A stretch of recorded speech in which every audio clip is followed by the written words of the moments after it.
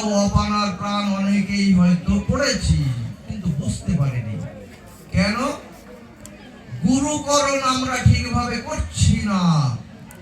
এখানে কলিযুগের একদম শ্রেষ্ঠ মহাপুরুষ যুগবতার, যদিও আমি ওনার ভক্ত নই, ওনার চরণে আমি শতকোটি প্রণাম জানাই।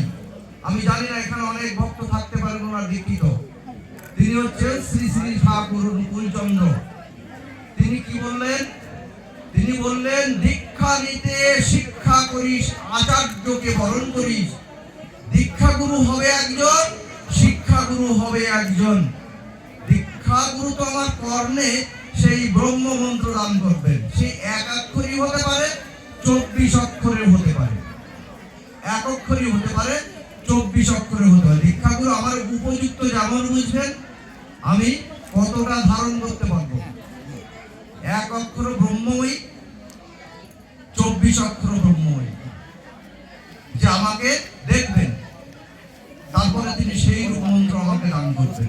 কিন্তু আর শিক্ষাগুরুকে জপ করতে হয় কিভাবে, কোথায় কোথায় জপ করতে নেই, কোন সময় জপ করতে হয়, এইটাই শিখাবেন। সেটা হচ্ছে শিক্ষাগুরু। যেমন আমার কথায় কিন্তু কেউ কষ্ট পাবেন না। যদি শাস্ত্রের বাইরে যদি কোনো কথা বলে আমাকে পরে বলবেন যে আপনি তো অশাস্ত্রীয় কথা বলেছেন। আমি শাস্ত্রের বাইরে একটিও কথা বলবো না। কোথায় কোথায় জপ করতে হবে কে শিখাবেন? শিক্ষাগুরু।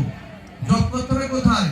অগ্নাগারে গবাঙ্গস্তে দেব ব্রাহ্মণ সন্নিধ আহারে চ জপকালে পাদুকানং বিসর্জয়েৎ। অগ্নিহোত্র যজ্ঞ যেখানে হচ্ছে সেখানে জপ করতে হবে। গবাঙ্গস্তে গরু যেখানে রাখা হয় সেখানে জপ করা যায়। দেব দেবাগারে মন্দিরে গিয়ে জপ করা যায়। ব্রাহ্মণের সম্মুখে জপ করা যায়। অগ্নাগারে গবাঙ্গস্তে দেব ব্রাহ্মণ সন্নিধ আহারে চ জপকালে পাদুকানং বিসর্জয়েৎ।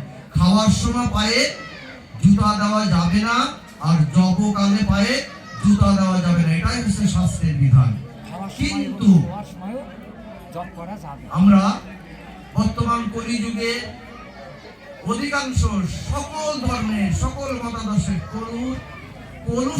কলির কলুষতা স্পর্শ করেনি এমন কোন মতাদর্শের লোক নাই। সকলের ভিতরে, সে কি ব্রাহ্মণ বলুন, বৈশ্য বলুন, ক্ষত্রিয় বলুন, শূদ্র বলুন, সকলের ভিতরে কলি স্পর্শ করেছে। সকলের গুণাবলী পৃথক হয়ে গিয়েছে। যেমন ব্রহ্ম মুহূর্তে আমরা কেউ স্বয়ং থেকে শয্যা থেকে উঠছি না, পিতা মাতার শ্রদ্ধা করছি না, দেব আরাধনা করছি না, গুরুদেবকে শ্রদ্ধা করছি না, শাস্ত্রের অধ্যয়ন করছি না। কারণ এইগুলি কলির লক্ষণ।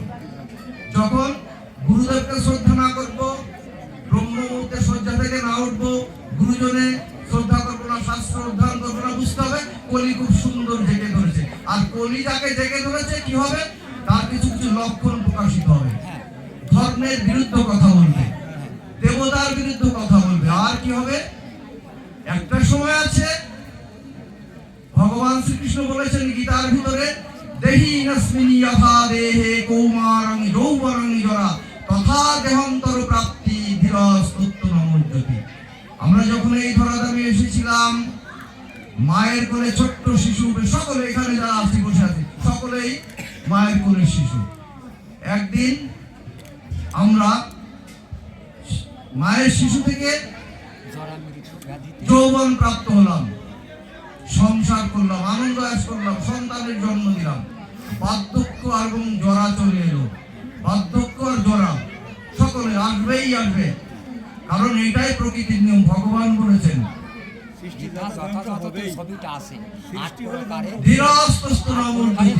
অর্জুনকে উদ্দেশ্য করে ভগবান বলেন, এর জন্য তুমি শোক করো না। স্বর্গীয় জীবন নন্দী যেমন একদিন ছোট্ট মায়ের কোলে শিশু ছিলেন, তিনি এই ধরাধাম থেকে চলে গিয়েছেন। তার আত্মার সদ্গতি কামনায় ভক্ত সঙ্গ, সাধু সঙ্গ, কিছু ভাগবতী আলোচনা